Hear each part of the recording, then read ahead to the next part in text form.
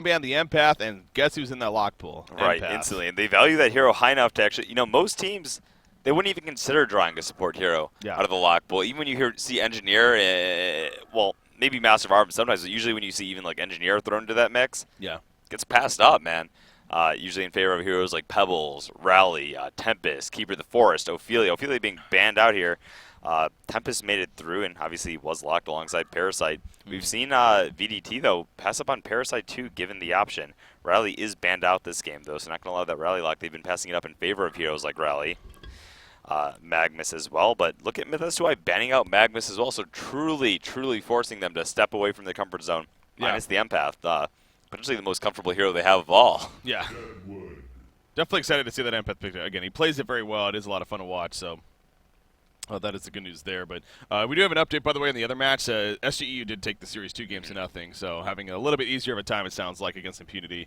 And that means Impunity, their road at DreamHack has come to an end. But, hey, they did get to the second round of the losers bracket, so yeah, doing a little bit better there.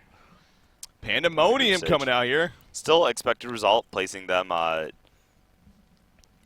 Fu Gaming and ITS, we expected them to sort of get those in. So far, things are playing out. There's been shocking matches, but in terms of placement, as expected. Yep. And look at that, man. Pandemonium picked up alongside Lodestone. So Pandemonium potentially going to be, well, I don't know if that's actually going to be Pee-wee's hero of choice. It might be that for the dual lane mid instead. Could be actually played in either role, I would say. Oh, yeah. Not as much mobility compared to some of the heroes I'm used to seeing Pee-wee carry with, but Wild Soul, very comfortable pick for S2Y, and we've seen them accomplish big things with it. We've seen them both run the jungle and the Suicide Wild Soul. Exactly. So we'll see which in a pool like this, there's a couple strong junglers, a Parasite and a Tempest. I expect the Suicide Wild Soul. Yeah, Tempest first pick here. They actually are the makers of a pretty strong push team. Look at that. So Dampier right-clicked. He's been right-clicking for a little bit. He'll be going through almost every single melee carry I can think of by the end of this tournament, man. And I stress the point, I actually think he does better on those niche melee carries than I think he does on the more stereotypical ones. Moon Queen, Artillery, etc. Although we haven't actually seen him play Moon Queen this tournament. Yeah. And Dampier will be picked up, so I like it. A lot of aggression coming out from that hero. Once again, it's a hero that actually with farm scales quite well. Grimoire Power turns him into an absolute farming beast as well as a damage machine. And gonna have a team now, and they're actually grabbing the Parasite as well. Yeah. They go to the jungle themselves again. Remember, we mentioned the last game with the Tempest pickup. Not a team known for running jungle at this event, but back-to-back games here against S2Y. That is an aggressive lineup, man. Yeah, I gotta say, if there's a weakness I can detect, it's if Dampier doesn't pick up a portal key. They don't really have that sound initiation, or they have to get a portal key on, I'd say, Lodestone, and well, Lodestone will eventually get it. Sometimes you don't see it come until a little bit later unless he has a good start. Yeah. And then there's the Dampier as well, potentially needing able to get it. Otherwise, they have a Deadwood and a Tempest who could potentially start fights at their command. Either the Master of Arms or Torturer here, I assume, is what they're kind of looking back and forth at for S2Y. Somebody for that short lane, ideally. To lane up for them, because other than that, they pretty much got to take your Pyromancer, Deadwood. You got a Tempest Jungle, Wild Soul, Suicide. Deadwood's a very capable short lane hero. True. So I guess, well, yeah. So Master of Arms is going to be drafted though. Master of Arms then. Well, wouldn't be actually that weird to see a Master of Arms dual lane too. Yeah. It's not is going to be in the hands of Tien though, and given the fact that it's in Tien, Mr. Sun's playing that Deadwood. I'm probably anticipating Tien playing that short lane Master. I do really like that short lane Deadwood, though, man. I feel like getting those levels on and getting that earlier ulti is pretty important. We'll have to see how Pyromancer moves around the map, if he's going to give some solo experience to Deadwood or just sort of help him out here against the Pandemonium. Man, we're in for another entertaining game. I can guarantee that. I mean, and not with the teams that we have playing seem to be a little bit reckless at times, which is for good and bad, of course, but the lineup, again, on VDT's side, it is just absurd amount of snowball potential here. From the Parasite to the Dampier to the Lodestone, we've seen the damage output that he could put out, especially earlier on in the game. And then, hell, Pandemonium also can be pretty aggressive for you. The Tigermonium in this case, we're being ran by Zergo with the skin that he's using. But just like always, VDT going to yet again group up as 5 and rush towards the other team. And I think Myth learned the lesson last game after that 3-0 Yeah, do not meet debacle. VDT in the jungle. It just always seems to end poorly. And this is, again, a pretty solid level 1 team as well. Parasite going those boots first, and maybe curious to see if Tempest, acknowledging that, will choose to, well, obviously not acknowledging, not seeing it, but perhaps perceptive of the fact that Parasite may be going aggressive jungle, may instead go to the other side. Well, that makes me wonder, actually, are we going to see an aggressive pseudo tri-lane here from VDT, or are they just going to go to the typical 2-man lane in the middle, send the suicide lodestone, and okay, yeah, Parasite right now, he is running back to his own jungle, so not going to see the aggressive tri-lane. Instead, lodestone's going to be the suicide. Well, not just yet, but he can still create movement. Oh, of course, yeah. Might choose to try to gank mid and then roam into the enemy woods from there. Yeah. Well, you see Boo Boo doing his little dance here before the game starts. And, well, that pull off. Yeah, we'll find that Yasnaj actually placed a ward there, blocking the hard camp closest to the lane, and going to reduce Parasite's gank options, at least on the suicide. So a lot of the times when you would see that Wild Soul ganked, it's going to be around the time where the ward fades anywhere, where he actually gets ganked at the tower or beyond. And going up against Dampier here, who's going to be getting those early levels. Look at this. So the Empath does have a wall, and there you go. Going to block off the bear completely. And actually, I was actually checking out Support's stream here the other day, and he actually had a video series on dealing with a Suicide Wild Soul with Empath. Oh, look at this. Look at and this. He showed this thing. Yeah. So he actually has a guide on how to specifically deal with Wild Soul Suicide as Empath. Execution and shows people through it. So, yeah. I don't even care to kill the bear here, honestly. You see, Boo Boo tries to get the last hit on the Wild Hunter with the hatchet, but not able to do so. So well played by Support. Meanwhile, in the middle lane, Pandemonium. A lot of pressure coming out. He will survive in the end. Have to use no health potion, actually. Going to just eat some trees, but beautiful play by Support right there. I'm giving him all the credit I can. Definitely thwarted Wild Soul's attempt, and while forcing that bear down as well. So, yeah, and I honestly, I can't say I've actually watched any of the videos, to be honest, myself, but I've heard that Support does. He's very interactive with the community, doing the videos and whatnot. Likes to stream. On top of that, also, the logo that you see, the VDT logo, apparently he actually helped design that and even created to an extent. So helped design it with a viewer. Wild Soul being cut out here, the excellent wall placement. He's just completely locked down there, man. I like to talk about Empath at level 2, especially against solo heroes with no escape, man. Provides, I think, the most lockdown of any single support hero possible. The wall alone being able to provide, even sometimes it's the amount of disable you get because they're forced to like walk back into you because of the wall. Well, because the angle he puts it at, I've also noticed that, and we could definitely learn a lot from a player like Support with the angle that he puts it at with the wall, where it always makes it where he has to go the long way around. The opponent does, where a lot of people may just put it flat, thinking that he has to walk around it, but not as bad positioning. So again, it's very solid play coming out here. In the end, here like Wild Soul, you normally expect to see thriving in that suicide lane. Look at his defense tower now, too, man. He died right as there was a full creep wave coming towards him. He was trapped out, so missed out on a lot of that experience. And the tower already almost falling without any assistance from a jungler here 2 minutes into the game. Oh, bottom lane Lowstone going a little too aggressive there. Tempest comes in for the assistance, and Exhibit will survive it. Looks like, at least. I mean, Replicate's coming in, but they're going to despawn there. And he will be fine, so using that rocket drill to get out of there. I mentioned I wanted to see the Deadwood safe lane. Deadwood is actually going safe lane, so not entirely bound by player-hero combinations here. Mr. Sun's playing the safe lane in this game. Tienza going to the mid. Oh, but now back to the bottom lane. Lowstone, he's getting a partner this time. Pandemonium comes in. The flick on top of the cannonball, and an easy kill set up to Deadwood, speaking about him. So, Haster picked up a Pandemonium. Not the first time we've seen Zergo roam to the bottom lane as mid lane carry, mid lane primary farmer there. We saw Rally, actually, I believe it was in the game against Stay Green. He picked up a Haster and moved bottom as well. So, a beautiful rotation. They weren't expecting it. Lodestone initially thrust back, getting the kill in his lane, and the start of this game is a disaster for Myth S2Y. Dampier, one of those heroes too, man. Give him that level 6. Especially before Wild Soul's even able to acquire his ultimate. And you're going to box him entirely lane, force him into the Ancients, and there you go. Oh my god. There's a terrorize. Wall not even needed. The wall not even needed throughout all of that. Empath got entangled at the last second. But again, obviously it doesn't matter. So 60 gold per minute now on Wild Soul. recovery is going to be tough. I'm curious to see if they're actually going to put a ward up or anything by those Ancients, knowing that he is going to have to leave lane. Tempest is farming the woods. Yeah. I really would like to see support do that. And he has enough gold now for boots and, well, an extra ward. Zibe, meanwhile, going man mode against Deadwood there. He does have the bottle delivered. Once he hits level 6, he literally, Wild Soul will not be able to stand in the lane, so he will have no other option but the Ancients, period. Yeah. Nothing else on the map he can accomplish.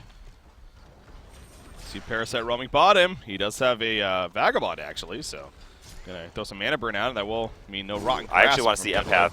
Well, there you go. There's a Rocket Drill. There's the mana burn, so we're getting Deadwood. Not going to be able to Rotten Grasp right here. He falls. Not that it may have mattered in the end, but he does go down. Obviously, the mana burn also applies the damage, so well played right there by Parasite. Yeah, Shadow Storm not even being needed to secure the kill. They just they're pressuring all the lanes right here. Only lane potentially going in their favor is mid. Let's check out Master of Arms' farm compared to Pandemonium. And well, it's actually true. They are boxing him out quite a lot here. 157 gold per minute on him. He's being forced to solo, but you know, has that escape, is pretty tanky here against a dual range lane. So not actually was great. And he's actually going in here against Master of Arms. Jacob Tien in trouble. Empath coming in. He has that wall again. Not even needed most or is it actually? He did a wall right there, and actually, okay, it's not going to matter. He does end up catching Master of Arms, so almost taunting him a little bit. In the meantime, though, there was a pickoff on a Parasite, actually. Tempest ended up finding him in the jungle and able to at least get him killed. It looks like Pyromancer actually getting credit for the kill right there even. Sure, but a crucial pickoff into Master of Arms, who, as the primary farmer in mid lane, was edging out the Pandemonium, but Pandemonium assisting in that kill. Now pretty much even. As his bottle, gold for boots is up, and Ghost Marcher's there on Dampier. I really feel sorry for this Wild Soul, man. Yeah, he's going to be... I mean, the only good thing is that he can't go to a jungle to an extent, but... Oh, I was going to say, I want to see Empath place a ward. Look at where Score placed his ward recently. Bottom lane, however. I'm watching, yeah, Deadwood barely living. Oh, man, the rocket drill damage did not actually hit, so if that did hit, he was definitely dead, but there's a lot of bursts coming out. So the ward you're talking about, I'm sorry. The ward, I just mentioned instead, they actually placed a defensive ward there early, so if Empath does choose to go place a ward there, it's actually going to be scouted out, and they can get a quick counter, so trying to secure his farm. Meanwhile, support placed it behind the tower ward, going to help Dampier as nighttime approaches, jump onto this Wild Soul and make his life hell. Yeah, look at that unique ward spot, by the way. I can't say I've seen a ward there before. You know, it's, I love that ward spot, actually. I picked it up initially while watching a game, I believe. It was a long time ago. I might have seen Yoda placing it or something, but I use a lot in TMMs and such, at least when you're trying to play aggressively on that off lane. I never thought we would have said Yoda twice in a DreamHack 2013 cast. Where did we say it previously? Well, I said it previously when we were talking about Glacius and the aggressive Glacius build. Yeah. A little bit of history coming into this. Shout out to you if you're listening for some reason here at 5 a.m. on the West Coast. Yeah, happen to be tuning in for whatever reason. I think he's moved on to other endeavors, but anyways. You see at the bottom side here, Lowstone kind of roaming around. You say he's moving on. I actually saw him streaming Han the other day, but... Was he? Yeah. Really? Just having a little bit of fun with it, but anyway. Yeah, honestly, I can't... Maybe this award has been here before, and I'm just noticing now for whatever reason. Yeah, no, anyways. Pandemonium. Yeah, Pandemonium jumping down Master right on Parasite's there. So is Lodestone. Lodestone joining the party. Rocket Drill stuns Pyromancer in the background, causing issues on him. The face smash comes out. And Pyromancer 2 will fall. A 2-for-0 exchange right there. 7-1 hero kill advantage. This is very, very quickly getting out. I mean, a stress state. The lineup that VDT had is a great potential to snowball, and we're kind of seeing that here. So you saw yourself breaking, especially against a hero that's forced to play a more passive early game like Wild Soul. I don't think any of us could have expected Wild Soul to get shut down as hard as he did, though. Notorious for not hitting 88 gold in the suicide lane. Yeah. Wild Soul usually able to thrive against any circumstance. They just did a fantastic job catching him off guard. The empath wall early on as he tried to do the creep pull, not redirected the creep pull, delayed it, and then he actually had enough time to pull the medium camp to it and deal tons of damage to the bear. Soon after finding a follow-up kill into Wild Soul and finding himself in a terrible spot. Yeah, I think it's safe to say Myth S2Y is quickly regretting not blind banning the empath again. Remember game 1, they blind banned him and the Monkey King, and it seems like that's been working throughout this event for teams that have done it against VDT. If anything, I actually feel like it's more important to ban the empath. That's what I was saying, yeah. In the first game, I actually do. so the blind bans. It is truly a hardcore specialty for him. Pee-wee seems like he has a lot of these niche specialty heroes, which he's able to carry. We saw the Gemini, we saw the Monkey King, we've seen the Dampier, we've seen the... I mean, a lot of options. And yeah, if you're going to... Honestly, yeah, you blind ban the empath, not even the Monkey King, and I think he could be fine. So, but top tower kill coming out here. I liked what they were going for with the rally ban because it sort of forced VDT to play a different game. Okay. Obviously, Parasite being picked up here and still running an aggressive style, no problem, but it forced them to play a different picking game where they've been, instead of picking the jungle, they've been favoring that, the rally draft. And meanwhile, here on the bottom lane, Lodestone actually being caught out by Tempest. Elemental Void going to be used. They better get this kill. They better get this kill. I'll say that much. Offensive Master's call. Will they get the kill? No, oh, that was really close right there. Just enough damage. I was going to say, they're investing a lot into that Lodestone kill. He does end up falling, so it is worth it in the end. In the meantime, though, look at that. Pee-wee with support inside with the S1 gets the kill. Meanwhile, at the bottom lane, face not going to be used on the Tempest. Going for the counter kill. Tigermonium stays alive throughout it all, and BN Sensation actually gets credit for the kill. And now Mr. Sun's in a little bit of trouble using those bottle charges. The flurry's coming cannonball out. Up. Rotten Grasp, but not going to hit, and now they might turn this around. However, Parasite going into Pyromancer. No, misses the cannonball right there. Are you kidding me? Will they actually get the kill? The flick coming out, the auto attacks, the minus armor, the flurry on a Deadwood actually. The poor angle coming up for Zergo. Oh, dodges the Dragon Fire. Parasite falls. They do get the kill to Pyromancer, but now he might be in a little bit of trouble. Meanwhile, Lodestone finally joins the party. Pandemonium will go down, though. Lodestone, he wants revenge, however, for his fallen comrade. Yeah, still Rocket Drill is down for 3 more seconds. They have to let that one go. No Shatterstorm up at the time, but overall pretty sloppy play coming out. Cannonball missing onto the slow target from Parasite. You saw the Pandemonium dodging a lot of the Pyromancers done back and forth, but a fun fight nonetheless. And yeah, evenly wiping the end. While also trying to pick up farm in the middle. Little does he know. Potentially trying to set something up. Empath here with the ward behind the tower. There he goes. Yeah, Dampier's trying to rotate. No ultimate yet on Empath for 20 seconds, but Dampier's going to camp out here, I think, for a little bit. Or is he? Resuming farming the top lane. Wild Soul actually going to be caught out here. Maybe walled behind as Dampier rushes him. Oh, no. Oh, Wild Soul. Wild Soul. Yeah, it's Naja. It's a trap. No. What is? Okay, Empath's like, I'm going to take the tower. No! The wall just a little off right there. Look at this. A rare misplaced moment from support, but a quick P. punch and down he goes. I don't even know if they used that Deadwood punch there, but that had to be really close, man. It seemed like that actually did cut it off, but yeah. That had to be still, really you know what? Even if they got it, if you saw Dampier leaping in and actually activating, going for the kill with those 3 TPs coming on, it could have been a horrible idea. So maybe going a little bit too far to pressure a level 5 Wild Soul here. Probably the least of your worries at this point in the game, but in the end, not losing too much. Deadwood ulti. Yeah. Empath taking it to the face, but meanwhile, bottom lane being farmed up by Lodestone. That, and meanwhile, Dampier, the first item light brand on top of the Ghost Marchers, and already actually nearing the Blessed Orb at this point. I would say on track for about a 15-minute Grimoire power. I think that's pretty good. What was the stat the other day? Krolsol was talking about slicks 15 on minutes, 14 or 15. 15 minutes, I think, was his fastest. Or the fastest. And then 22 to 24, I think, was the average. Not exacts, of course, there, but roughly based on the statistics given to us. Don't have it in front of me right now. Dampier is going to play a little gank opportunity here, perhaps. Pandemonium just farming up the middle lane. He's maybe even trying to bait something out, but doesn't look like Myth S2Y is going to fall for anything, at least just yet. In the meantime, Empath and Parasite, they run into Tempest in the jungle. Face already used. There's the stuff coming out. Defensive Master's Call comes out, though, from Tempest. The face again already used, so they know that he has that out of the way. Elemental Void up in 5 seconds, actually. Oh, nice run. Grasp and catches 2 heroes in the background. Master of Arms is here. The Elemental Void again is now up. Will that be a big deal? Empath cannot get away. Lowstone head smash, not enough for the kill, though, on a Tempest. He is going to try to come back in, though, but might not even matter. Pandemonium comes in. The Cannonball misses. They get the kill, though. The face smash on a Master of Arms. Rock Grass will stop that, however, but it doesn't matter once again. Shatterstorm explosion. Boom goes the dynamite. Master of Arms falls. Mr. Sun's on Deadwood will also go down. Double tap for Pee-wee. Things are getting out of hand. Myth S2Y, man. I'm not sure if you saw that too. Dampier came right on in, prevented Pyromancer from really getting much off. Blazing Strike was never able to use pretty much a one-shot combo kill. Onto the Pyromancer, just showing up at the perfect time. It was a little bit questionable at the start there as the Empath and the Parasite going for a gank on Tempest, especially with that defensive Master's Call. And I was going to say a little bit of that over-aggression coming out. Wild Soul being jumped here in the top lane, though missing the flick into the Cannonball. Even though he had an Empath, misplay again. I don't think Wild Soul's getting out, though. Yeah. Too much lockdown, so oh, jeez. Master's Call. Really keep him hoping alive. for a lucky root, but nothing yet. That bear, no luck for Yed's Naja.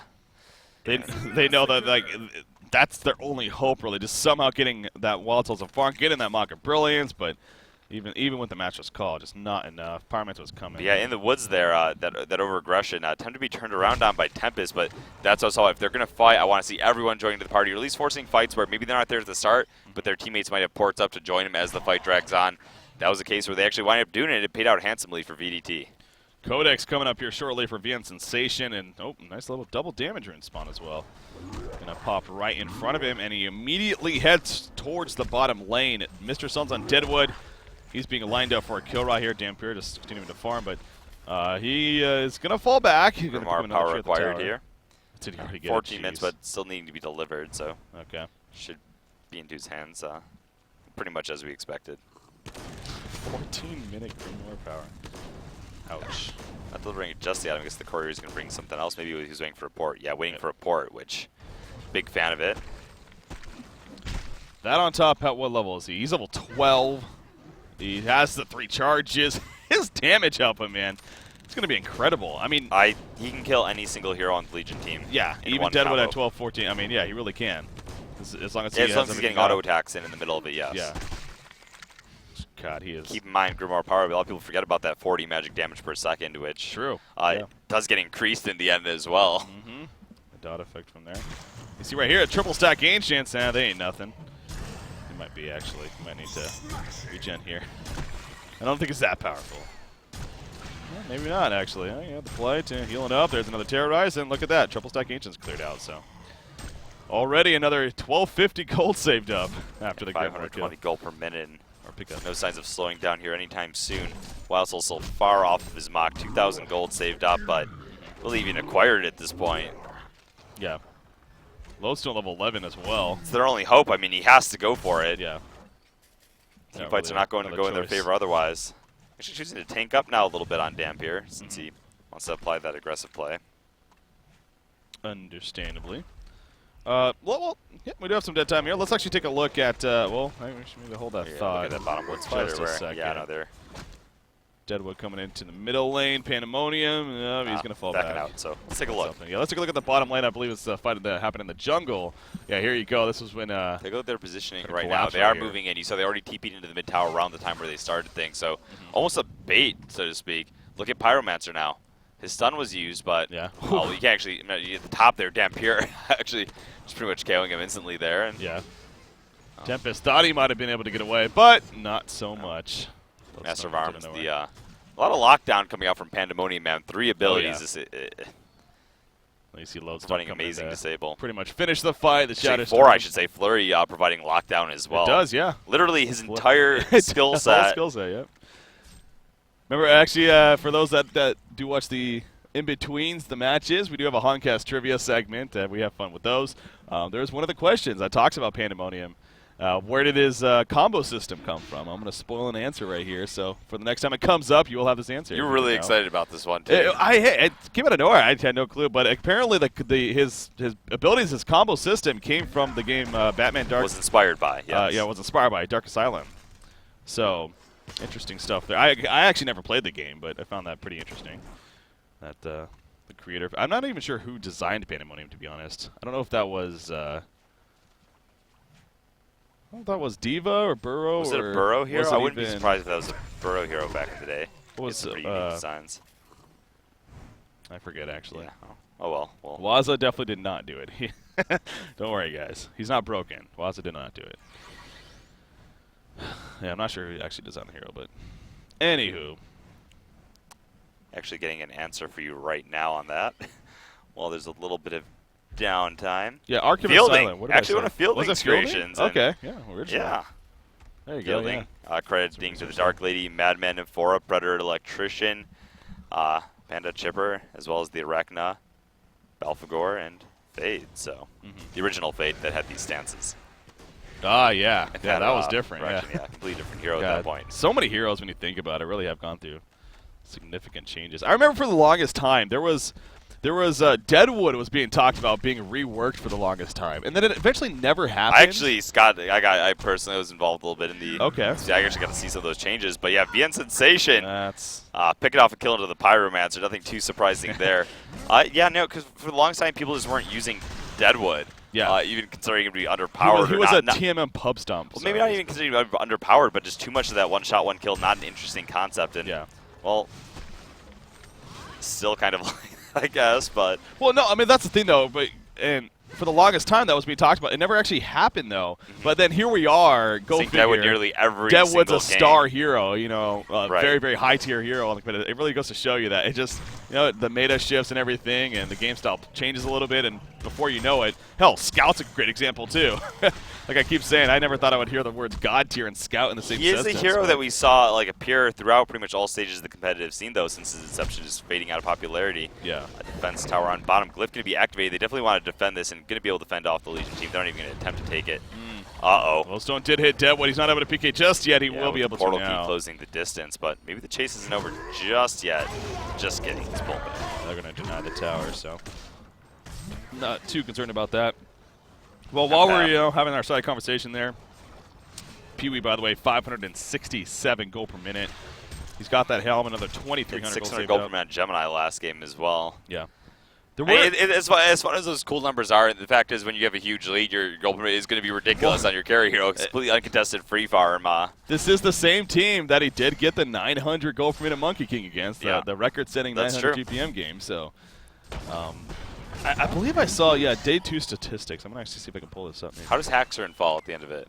Well, here, let me actually. Yeah, compared to Pee-wee. And actually curious to see how Slicks rises up in ranks as well, since. So I believe. Slicks, Haxorn, Tralf, and. Okay. Haxorn actually ended up taking over the GPM after day 2. In terms of the highest, at 594 gold per minute. Where would Tralf fall in there? Pee-wee was 588 GPM, still obviously kind of impressive.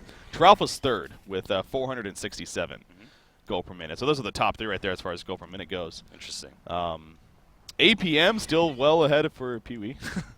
250 APM, man. Yeah, consistently pretty much every game. Yeah, that's ridiculous. Fun stats. It's on Reddit, by the way. If you go to the Reddit, Heroes of New Earth Reddit, there's day 2 statistics. We can't see his mouse hand on the player cam right there.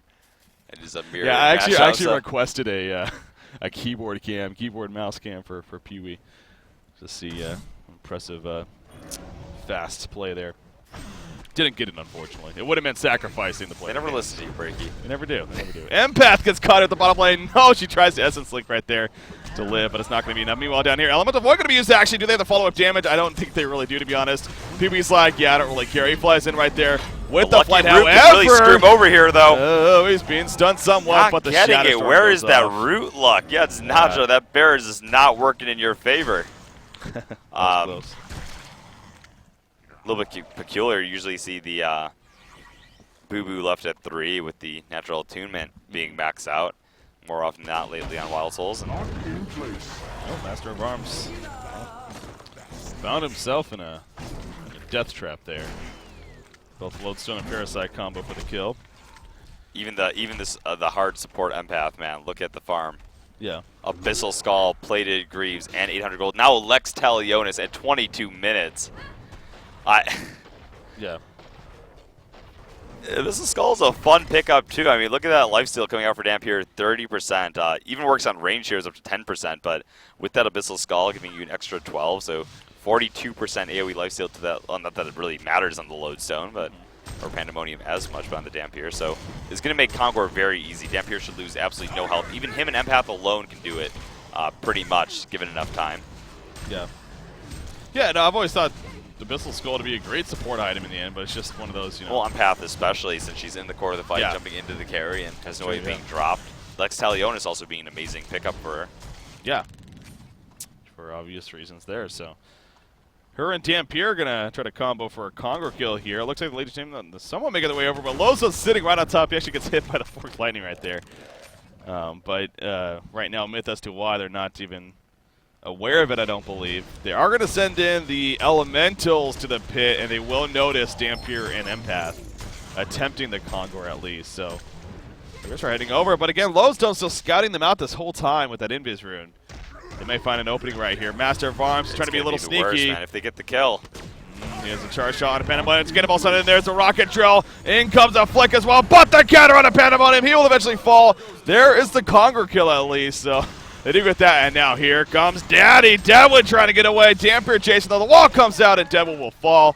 Dampier, level 17, now has that token alive. 3,000 gold saved up on top of everything else that he already has. So. Pyromancer sitting only on the boots, pretty much only had enough for one combo, forced to back off.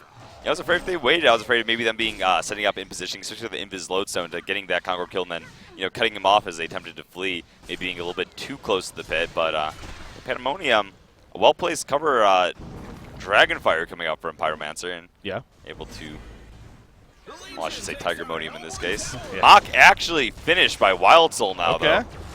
That is something. They got the Mach. Project Mach is complete here for Myth S2Y, but obviously with where we're at right now, 24 minutes in, they're down 15,000 gold, 20,000 experience. Sure, a lot of that belongs to Dampier, but Dampier is an ultimate snowball hero. And, I mean, with the token alive especially, they're going to get the tower kill right there. Boo Boo's starting to do some damage. Maybe that Entangled proc can come out. There we go, actually. The Entangled proc goes out. Terrorize is going to be used by Dampier. He's going to be locked down somewhere. Remember, he has a token alive. He's going to go in with the flight, though. And he does not have it consumed just yet. Just using it, it looks like he's being locked out completely.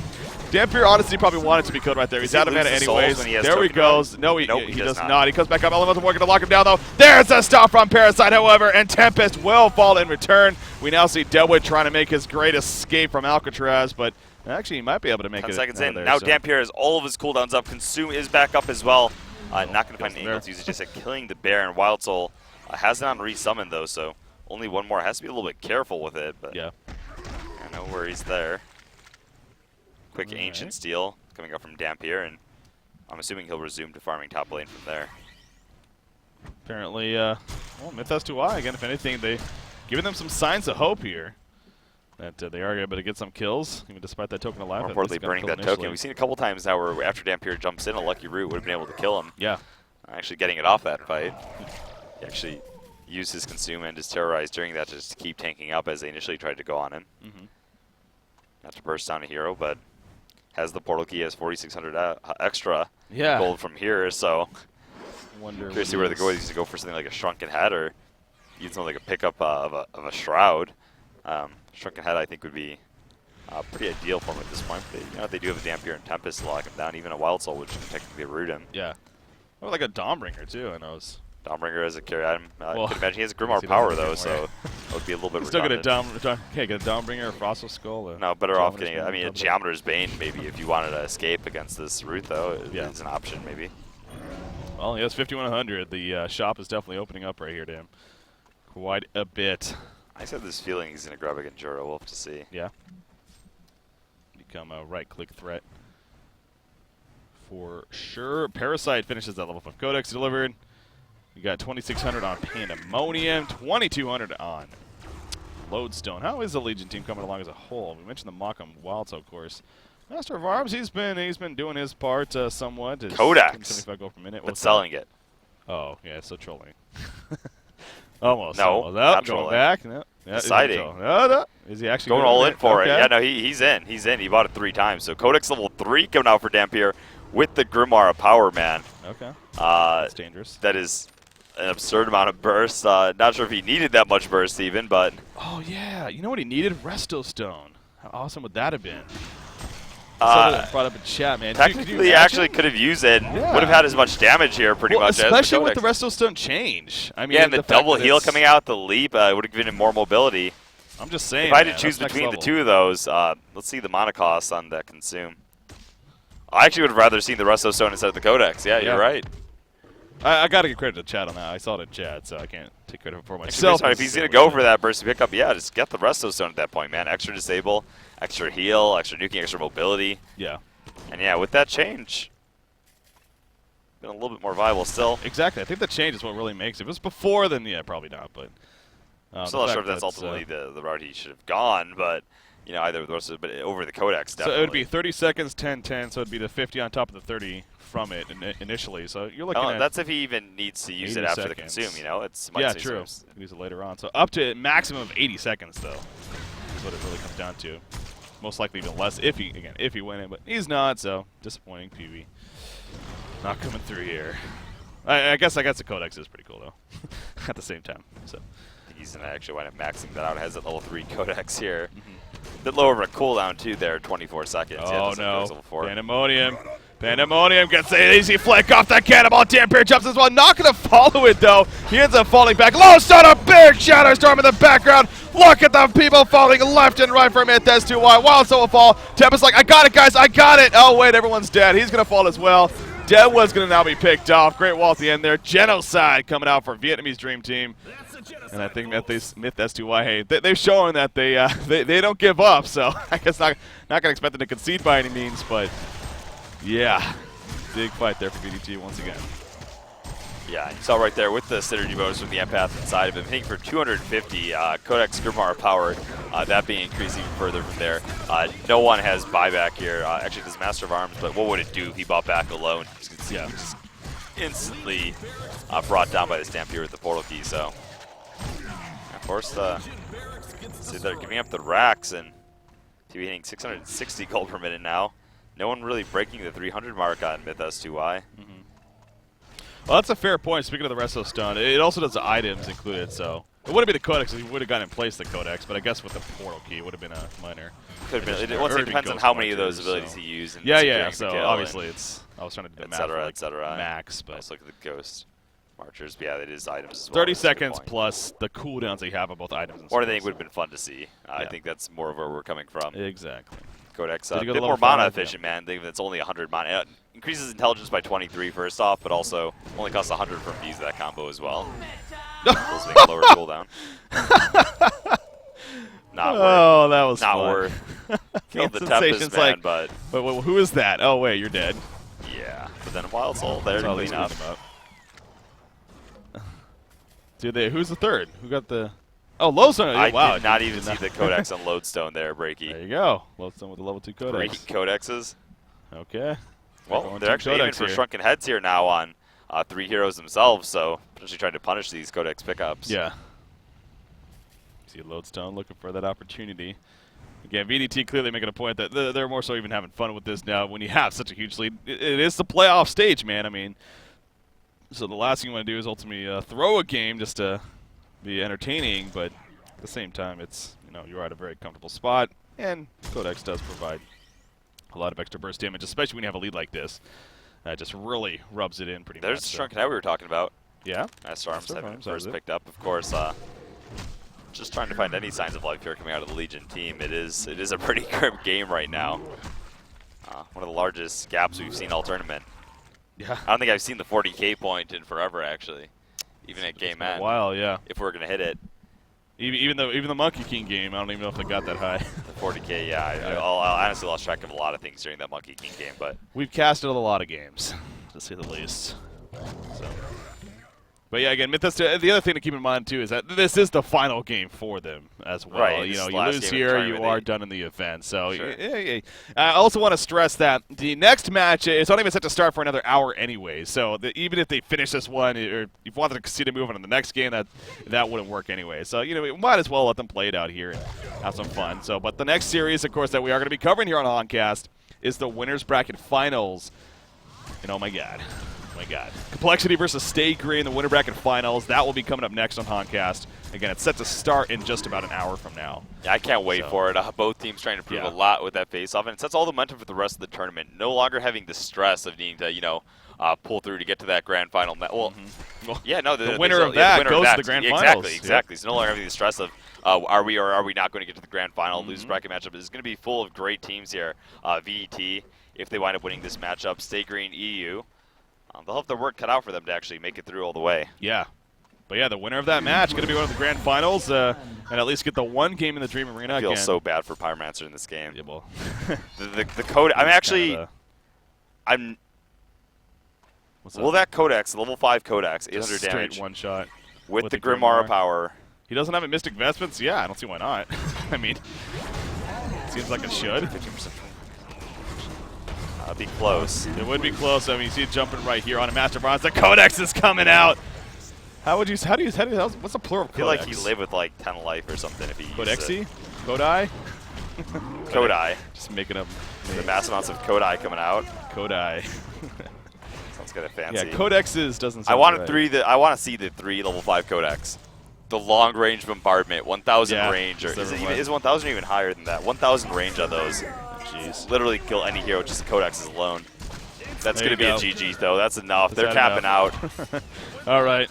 You guys have it. I think they got it. Okay, so yeah. Myth S2Y, a great run by them, honestly. And definitely it was fun having them at the event. And you know, that for me too, and a lot of people, I'm sure, really interested to see what S2Y would bring to the table here at this global event. And I think it's safe to say they definitely gave some very solid games. Again, remember all the way back to the opening game of this whole event, where on day number 1 they took on Stay Green to start things off here.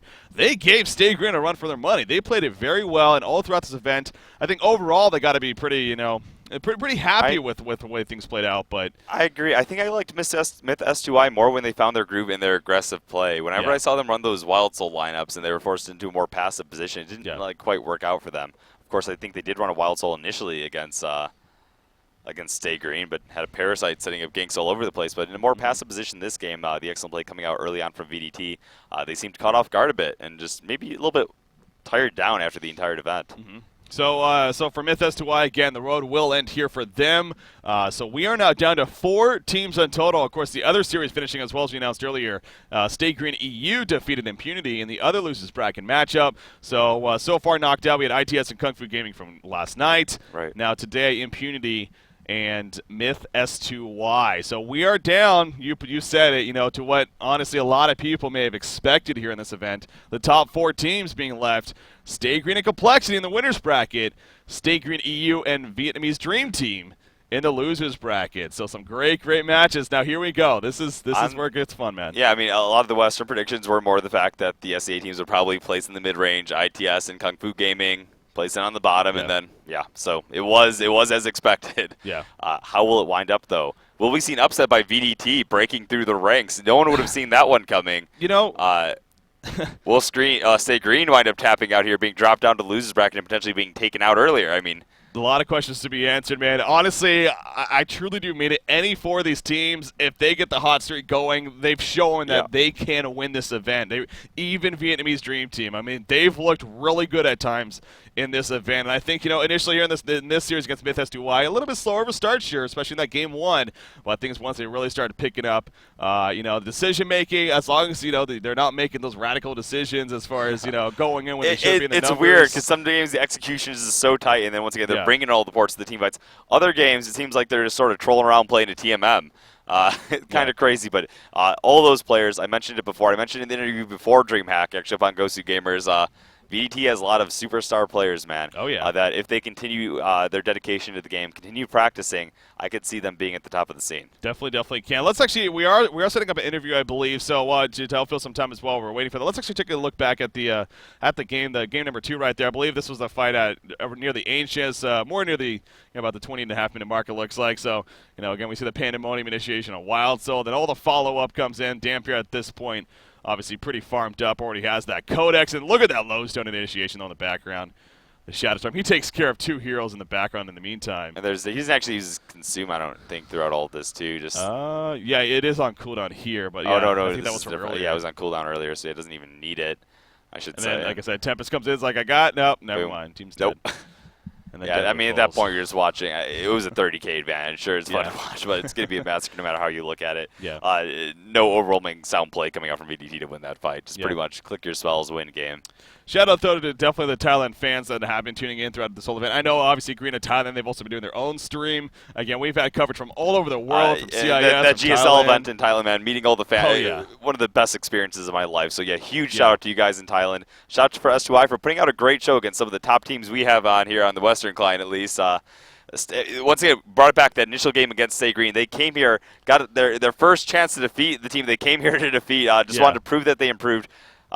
Since GSL, I think they did that for us. Yeah. I just also got information about, I guess, an event that's going on at DreamHack. So this is for the not necessarily people on the stream, but if you are at DreamHack right now and you are tuning in either on the stream through DreamHack or you're actually at the booth itself, as you see on your screen right there, if S2 Redeem or Waza catches you watching Honcast in the BYO, okay, so if you're at DreamHack, if you're sitting down at the BYOC area, if you're watching Honcast on your computer, you will get 400 gold coins. There you go. So if you're at the DreamHack event, an opportunity to make some gold coins there from in the game. So definitely get tuning in, guys, and tell your friends, have them win some gold coins as well. So, anyways, as far as the matchup there, Myth S2Y, great run, but it does come to an end here. Again, we're down to 4 teams now.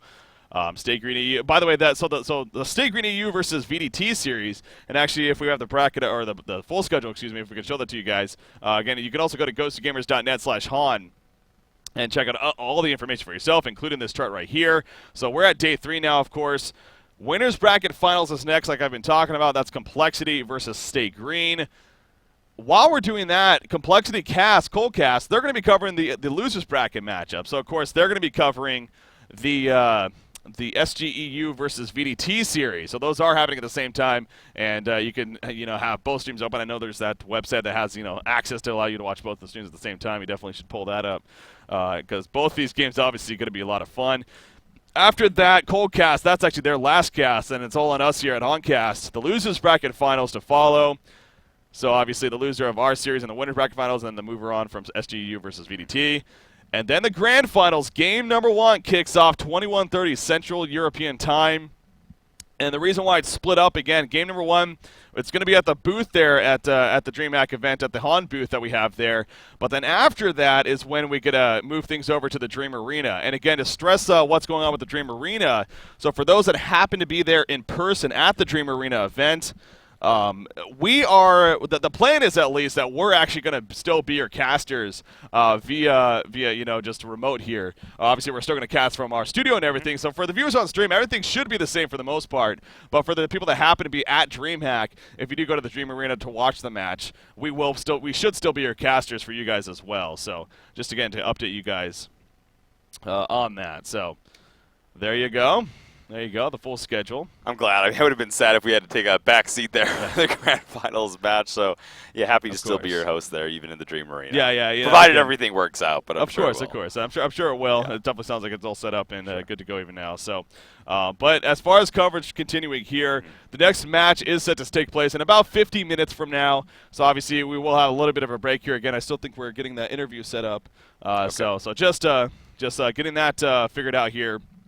And then we'll be good to go as far as moving on with that, and then eventually going into the break. So really, we have 2 days in the books. Here we are on the 3rd day now, of course, here for our DreamHack coverage. It's been a fun event, man. I mean, hopefully, and it seems like we've really been doing it. You guys have really been enjoying it at home. I mean, obviously that's the ultimate goal of this, is to entertain you guys. And we do appreciate all the feedback that we've gotten. It really does make what we do that much better. You know what's actually really nice about these casts as well, Breaky, is compared to usual, we're actually getting to do this live. The player's not capable of cheating there in the LAN environment. That's true. And so we get a little bit more interaction with you guys as well, too. So it helps. Even getting live updates sometimes on some of the questions we might not have answers to in the middle of a cast. So it's been a nice energy, especially for me, being able to have this environment during the cast. Yeah, it's a great way, too, to take, insight from the chat and use it as myself and take credit myself for when I say something smart. So or anything funny as well. Exactly. That's no, it definitely that is a great point about events like this too. That live aspect, obviously not having to run with the delay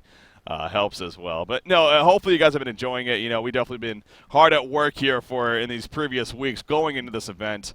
Especially with what's happened in the past, and we really just wanted to make sure that we got everything together for this one. And I think it's safe to say, from our perspective at least, it's definitely come together very nicely. We've had a lot of fun with it, and from a lot of the feedback it has as well. So after this whole event, on top of that, though, we will plan to get a forum post up and to get your guys' more feedback and a little bit more depth, what you guys may want to see more and less of, perhaps. I've seen some of the reception, though. I mean, there's some minor inputs here and there, but overall, the people are loving it, man, and I'm loving it, too. Hey, there's always room for improvement in the end. Of course. We're always willing to take the criticism and improve. So yeah, we will take definitely looking forward to that. Use it for forward momentum. Exactly.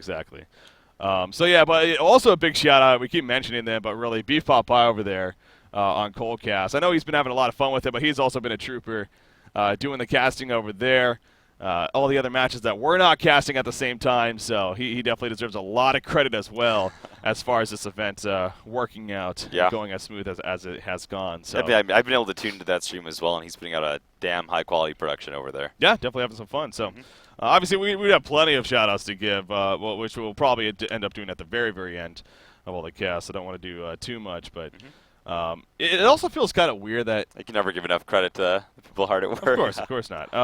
It also does feel kind of weird, though, that it isn't a Monday. I mean, in previous DreamHacks, again, True. this is the 6th DreamHack I think now I've got actually covered. Why is that, by the way? I don't know. I don't know if I ever saw any information on why exactly it was like it was set up. Because usually in the past, I believe it's always started on a Thursday. Right. And it's Thursday, Friday, Saturday, Sunday. So, but this year, or this event, it started on Saturday.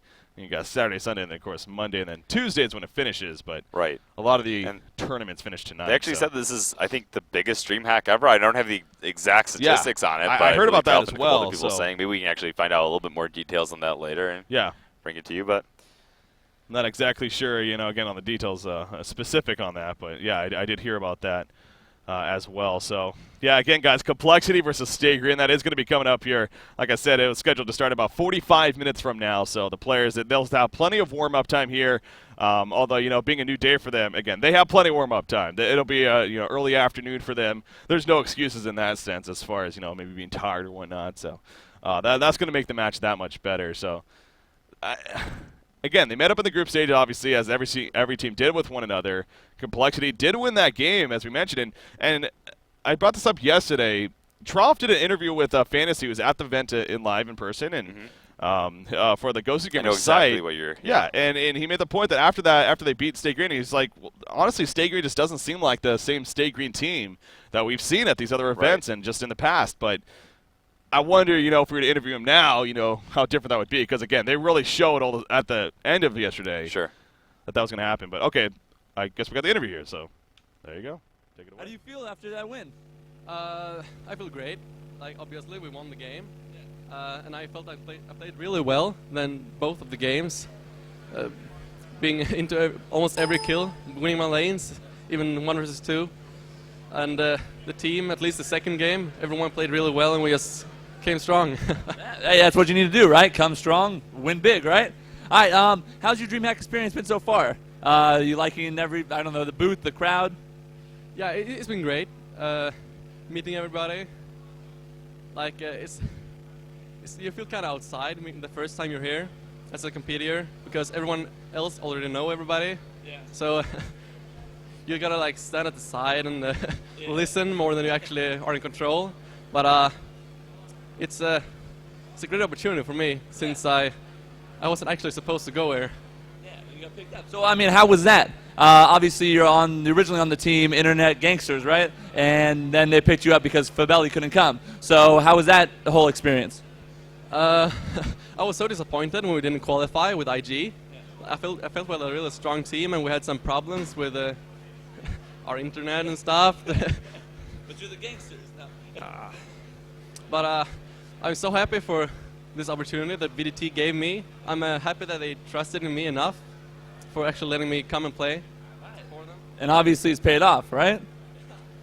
All right, so are you looking forward to, let's say you play SGEU in the next round? Any strats, anything you're looking forward to in that game?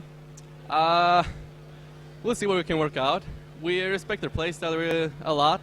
We think they are so good at split farming, and they're a great team, I thought for a while that they were gonna win the whole thing without losing. They were looking so strong.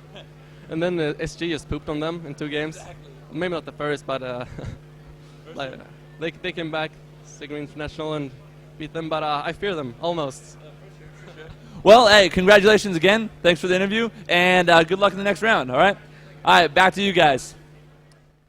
There you go. That, of course, was Zibe there from VDT. So. Yeah, I mean, he said it best. He wasn't actually supposed to be there. He tried to qualify with Internet Gangsters there with Insane. Right, They fell short of expectations in that tournament.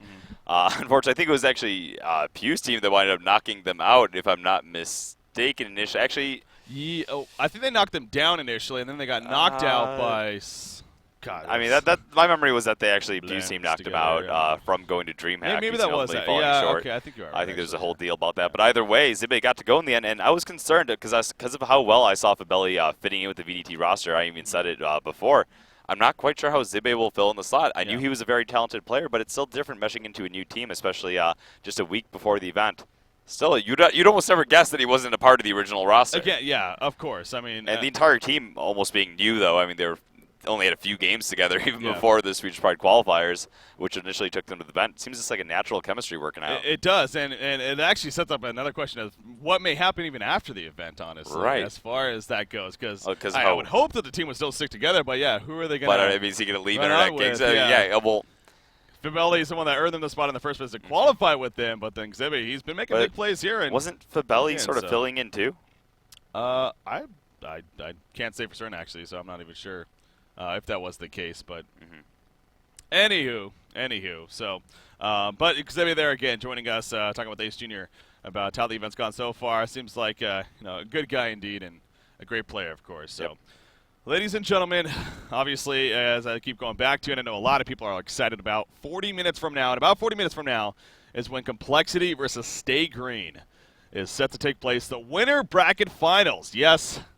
I just want it to happen now, damn it. But we do got to take a break here before it actually does happen. I know. It Okay. sucks. It Okay. sucks. But hey, we got some fun stuff. More trivia perhaps, more. Dare I say, where's Waza? Maybe. Where's Waza again? Is Is there no end? He's all over the place. He's all over the right. place. We're having a lot of fun here at Honcast. Sure. Yeah, we are. Hopefully you guys are as well. With that said, we are going to take a short break here. Stay entertained, though. Stay tuned to the stream. Again, 40 minutes from now, Stay Green versus Complexity. Winner bracket finals. Winner goes to the grand finals of DreamHack Summer 2013. Ladies and gentlemen, stay tuned. We'll be back.